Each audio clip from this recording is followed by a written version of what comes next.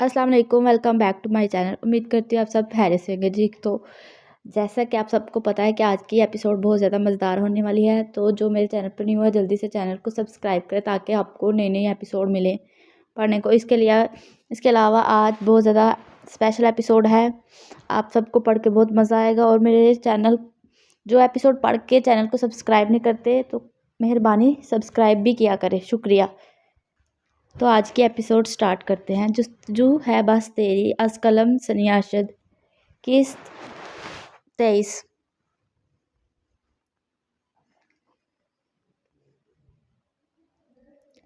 हान हवेली का छोटा सा काफिला अपनी मंजिल को पहुंच चुका था।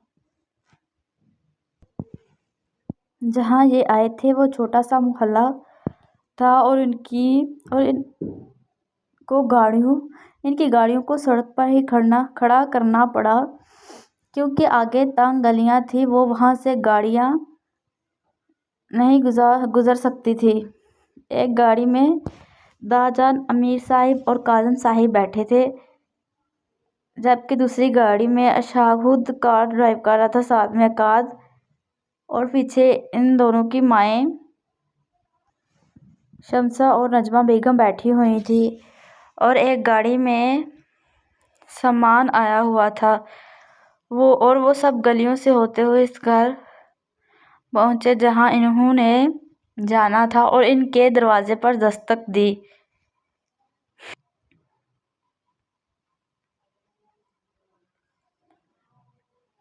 जोहल खाना खाकर मेडिसिन लेकर लेट गई और इस पर नींद का गलबा तारी होने लगा और कुछ देर तक वो सो गई। एक दफ़ा ममानी जान इसके कमरे का चक्कर लगाकर गईं तो वो उसको सोता हुआ देखकर वापस आ गई। क्या हुआ बेगम? काफ़ी परेशान लग रही हैं। नहीं तो, वो अपने ख्याल से चौंकी। वो मैं बहुत दिनों से नोट कर रहा हूँ कि आप कहीं ना कहीं खोई रहती हैं। नहीं, ऐसी बात नहीं है। मैं ये कह रही थी कि जोहल अब यहाँ से चली जाएगी। हाँ, ये तो बात है, लेकिन आपको तो होश होना चाहिए कि आपकी उससे जान छूट जाएगी। नहीं, मैं ऐसा कब बोला? आप इसलिए कह रहे हैं कि मेरा बिहेवियर उसके साथ सही नहीं था। हाँ, तो आप खुश कब थी उससे? नूरीन बेगम अफजल की बातों से शर्मिंदा हो जा रही थी और इन्होंने खुद से इरादा किया कि अपने तमाम किए की जोहल से माफ़ी मांगेंगी। अभी वो बातें कर ही रहे थे कि इनके दरवाजे पर दस्तक हुई। आप बैठे, मैं जाकर देखता हूँ। जिस पर नूरीन ममानी ने सर हिला दिया और अफजल साहब उठकर दरवाज़ा खोलने चले गए। जब उन्होंने दरवाज़ा खोला तो उनके सामने हान हवेली के तमाम अफराद खड़े थे और उन सब को देखकर इनको बहुत खुशी हुई। आइए, आप सब अंदर चलिए ना। और इन सब को अंदर आने की इजाज़त दी। लगता है सब सो चुके हैं, इसलिए तो कोई दरवाज़ा नहीं खोल रहा। अभी अकाद बोल ही रहा था कि दरवाज़ा खुल गया और सामने कोई खुश शक्ल आदमी खड़ा था। उम्र में शायद उसकी उम्र लगभग 50 साल की होगी। क्या ये अंकल हमें यहाँ ही खड़े रखेंगे? क्या अंदर बुलाने के इरादे नहीं हैं?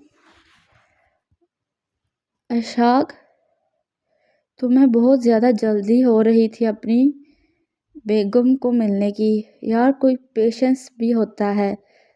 पहले मौसूफ को शादी ही नहीं करनी थी, अब देखो ज़रा।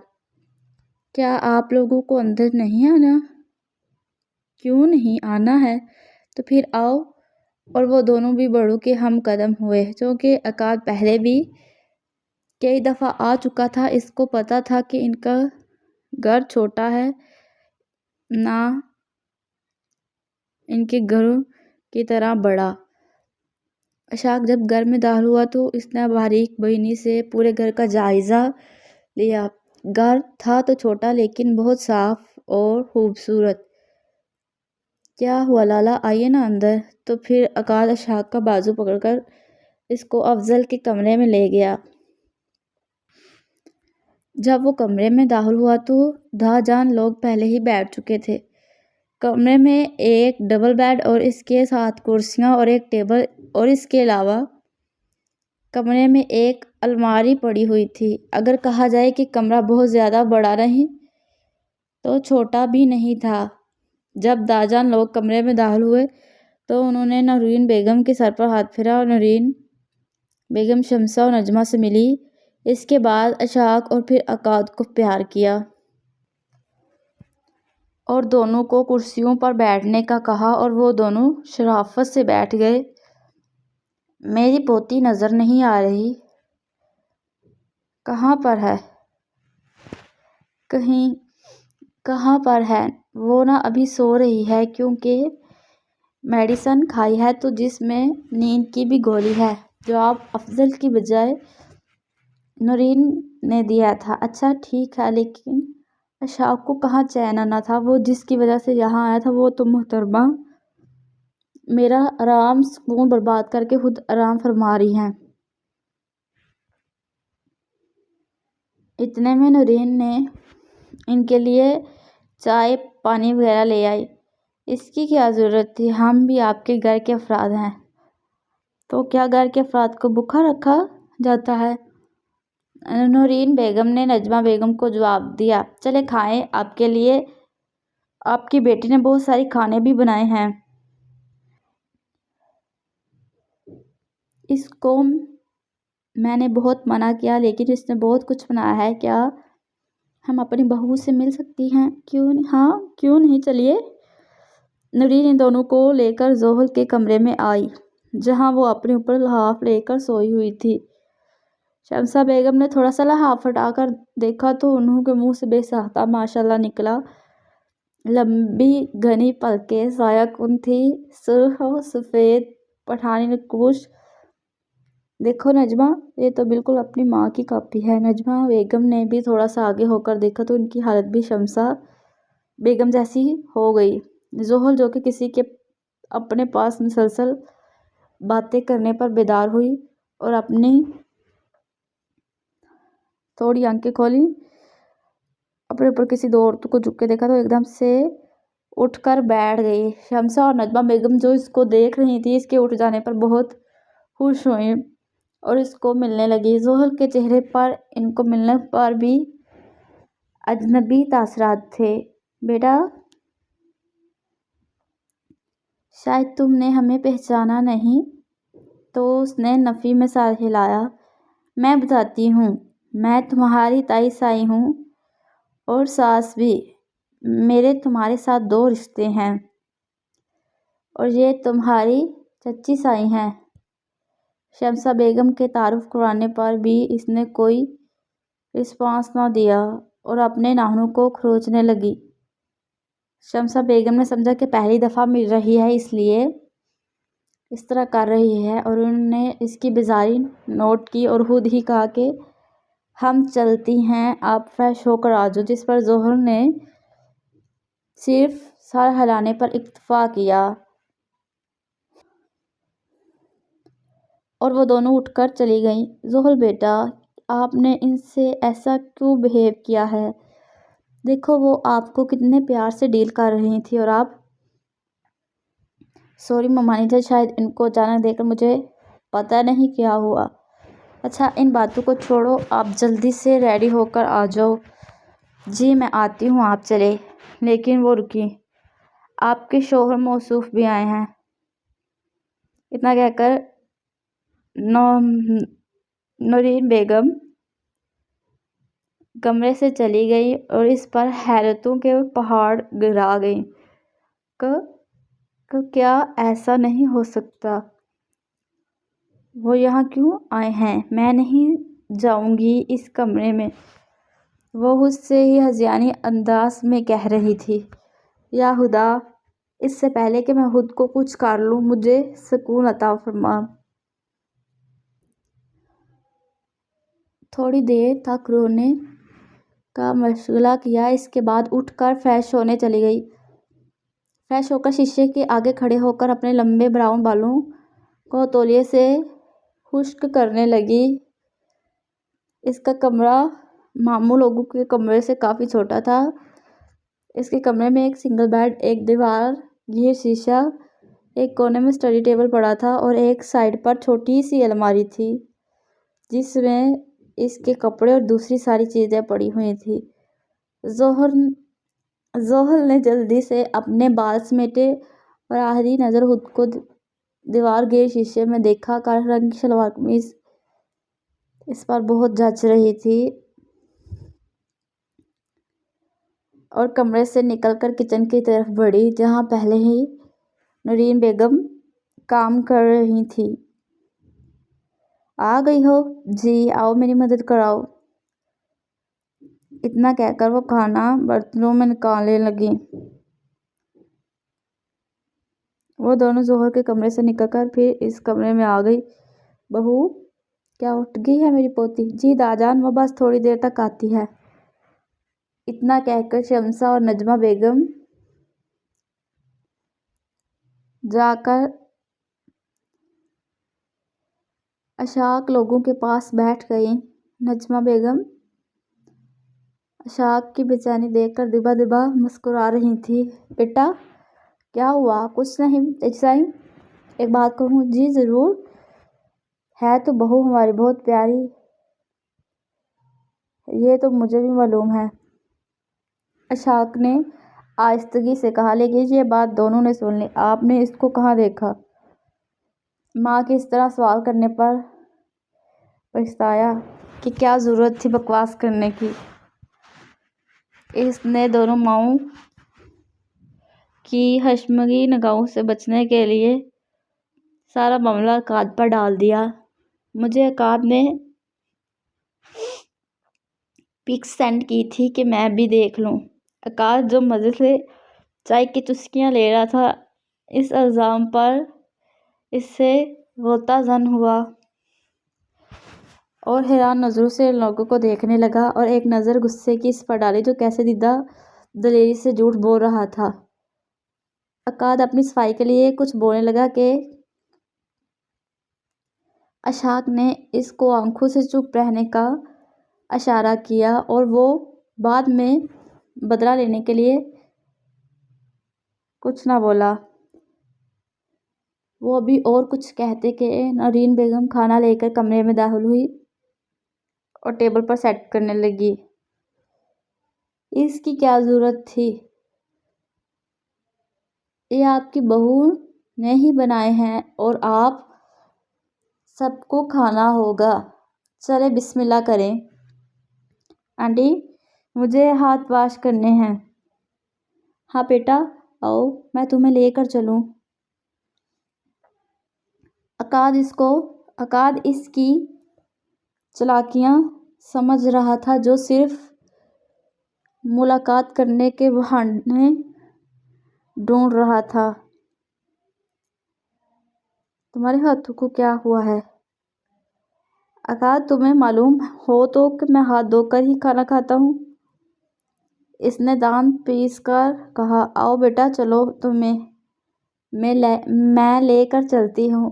جی ضرور آنٹی۔ اور اشاک عقاد پر ایک جتاتی نظر ڈال کر نورین بیگم کے پیچھے چلا گیا۔ نورین نے اس کو واش روم کا بتایا اور خود کمرے میں چلی گئی۔ پیچھے وہ مسکرایا ان کے جانے پر۔ لگتا ہے ساسو ماں بھی چاہتی ہیں کہ میں ان کی بیٹی کا دیدار کر لوں، اور جلدی سے ہاتھ دھو کر کچن کی طرف بڑھا کیونکہ کچن سے ہی برتنوں کی آوازیں آ رہی تھیں۔ وہ جلدی سے کچن میں پہنچا اور دیکھا کہ زحل کی کمر اس کی طرف تھی جو کہ شاید برتن دھو رہی تھی۔ السلام علیکم۔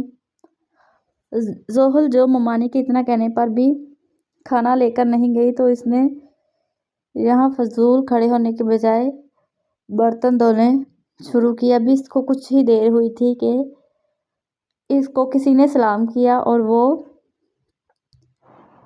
وہ چونکی کہ کون آیا ہے کچن میں۔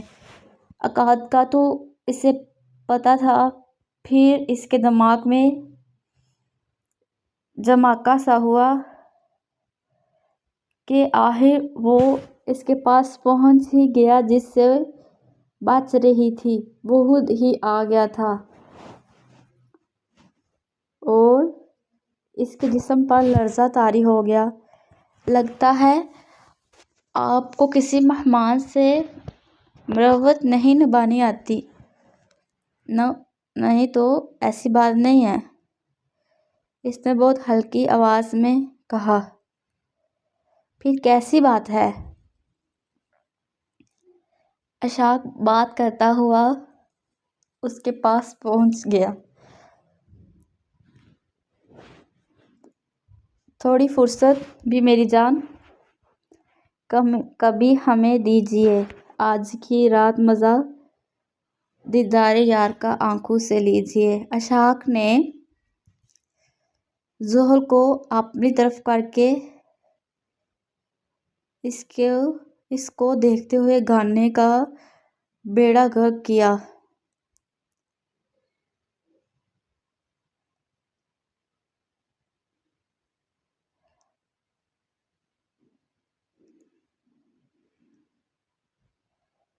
اور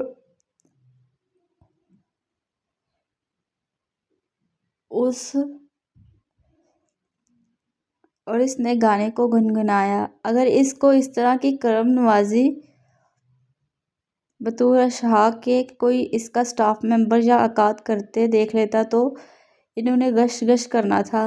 دوسری طرف زحل گانے کا حلیہ بگڑتے دیکھ کر سانگ رائٹر پر پچھتائی کہ اس کو دے دیتے لکھنے کے لیے، انہوں نے ایویں اتنی محنت کی۔ لیکن ایک بات جو اس کو اچھی لگی، اس کی آواز بہت خوبصورت ہے۔ کیا تمہیں ہر 2 منٹ بعد سوچنے کا دورہ پڑ جاتا ہے؟ زحل اس کے اس طرح کہنے پر جھنجھلائی۔ ادھر میری طرف دیکھو، نیچے کیا ڈھونڈ رہی ہو؟ اس کے کہنے پر زحل نے جھکی نظریں اٹھا کر دیکھا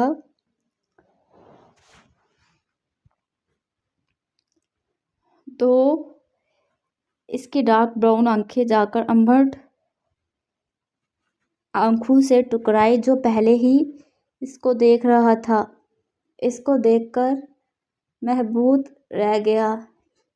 کیا وہ پہلے سے بھی زیادہ خوبصورت ہو گئی ہے یا اس کو لگ رہی ہے؟ اوپر سے ان دونوں نے ڈریسنگ بھی سیم کی تھی۔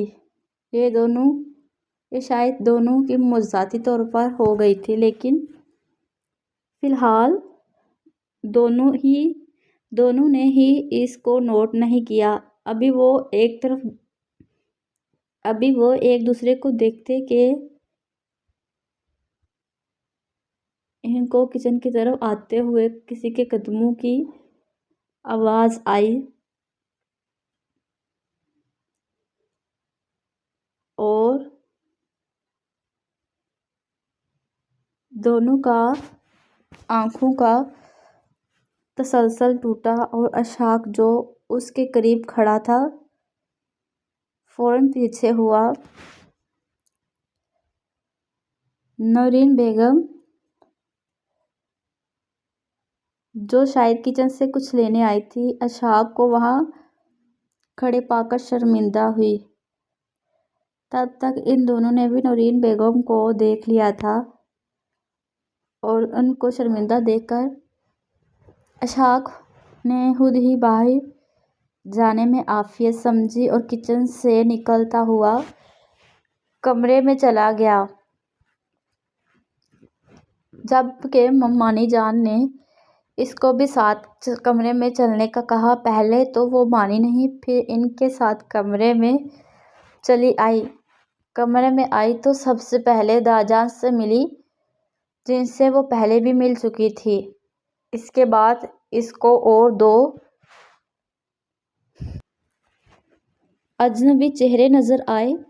امیر صاحب اور کاظم صاحب نے خود ہی کھڑے ہو کر خود ہی اس کو پیار دیا اور اپنا تعارف کروایا۔ بیٹا، میں تمہارا تایا ہوں اور سسر بھی ہوں۔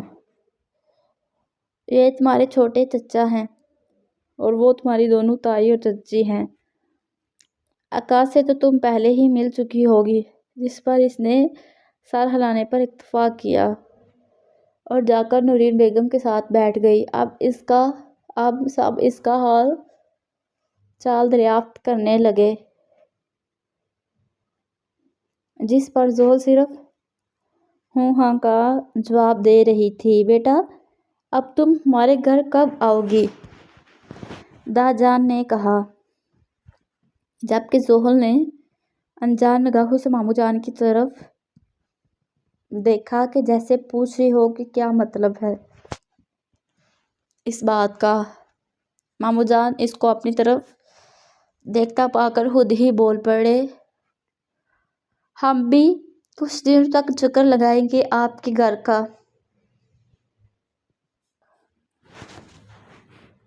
لیکن میں چاہتا ہوں کہ افضل کہ کچھ دنوں تک زحل جا کر ہمارے گھر میں رہے۔ یہ اس گھر کی بہو بعد میں پہلے بیٹی ہے۔ جی کیوں نہیں، ہم بھیجیں گے اس کو۔ ٹھیک ہے، پھر ہم چلتے ہیں۔ اتنی جلدی؟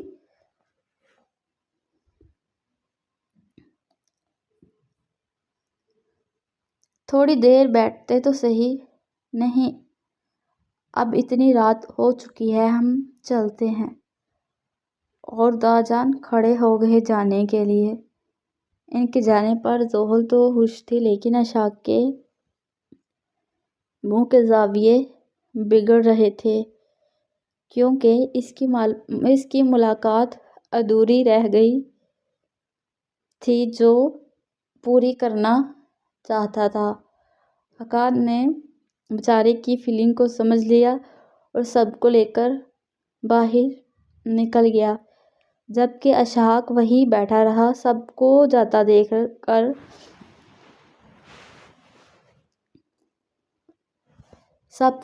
دیکھ کر زحل بھی اپنے کمرے میں جانے لگی، لیکن اس ڈیڈ کو وہاں بیٹھے دیکھ کر تلملا کر رہ گئی۔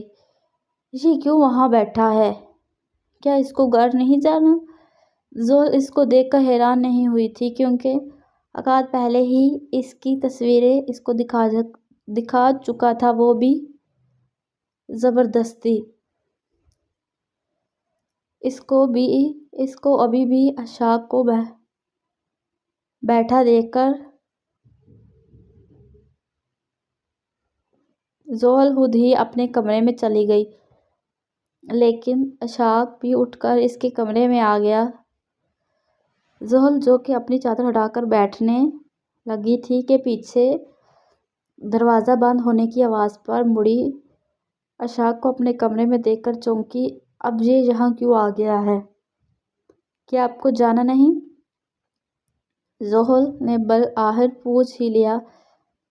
جانا تو ہے، لیکن اپنا حق لے کر۔ کیا مطلب؟ مطلب یہ کہ ڈارلنگ، میں اشفاق خانزادہ ہوں جو اپنا پورا حق لے کر ہی جان چھوڑتا ہوں۔ مجھے سمجھ نہیں آ رہی آپ کی باتوں کی۔ میں سمجھا دیتا ہوں، تم پریشان نہ ہو۔ اس کے بدلے تیور دیکھ کر زحل پریشان ہو گئی۔ اوپر سے اس نے دروازہ بھی بند کر دیا تھا۔ باہر کیا سوچیں گے، وہ اپنے آپ سے ہی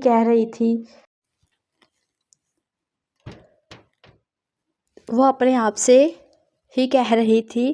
تم پریشان نہ ہو، باہر کچھ نہیں کہتے۔ ہاں؟ وہ حیران ہوگئی کہ اس کو کیسے معلوم ہوا۔ مجھے اس لیے معلوم ہے کہ مجھے آنکھیں پڑھنی آتی ہیں اور دماغ بھی۔ یا اللہ، میرا واسطہ کس بندے سے پڑ گیا ہے۔ اب آپ کو کیا چاہیے؟ کہنے کو تو مجھے بہت کچھ چاہیے لیکن ابھی نہیں۔ اشاک یہ کہہ کر اس کی طرف بڑھا اور اس کے بازو سے پکڑ کر اپنے پاس کیا۔ زحل جو کہ اس باتوں کو سمجھنے کی کوشش کر رہی تھی لیکن ساری سر کے اوپر سے گزر رہی تھی، ابھی وہ اس کی پہلی باتوں سے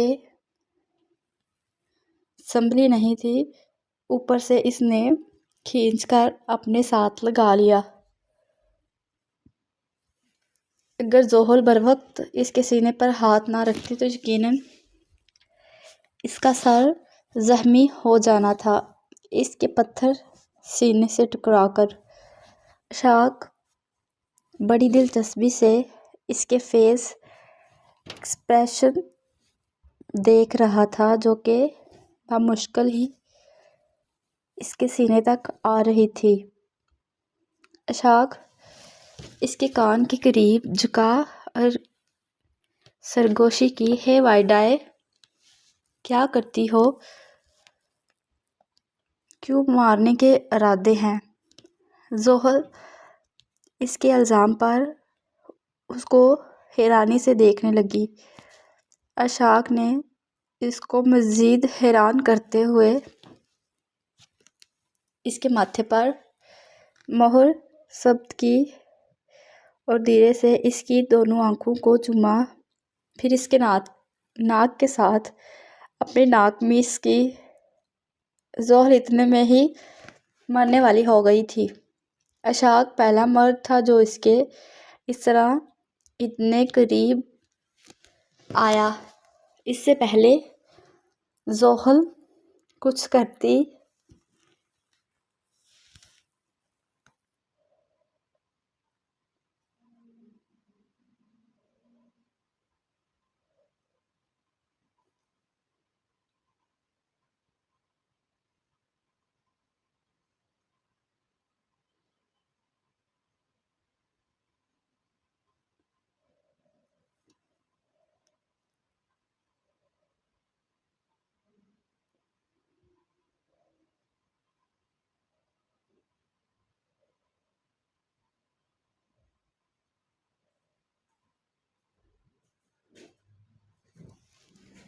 کھا رہی ہوتی۔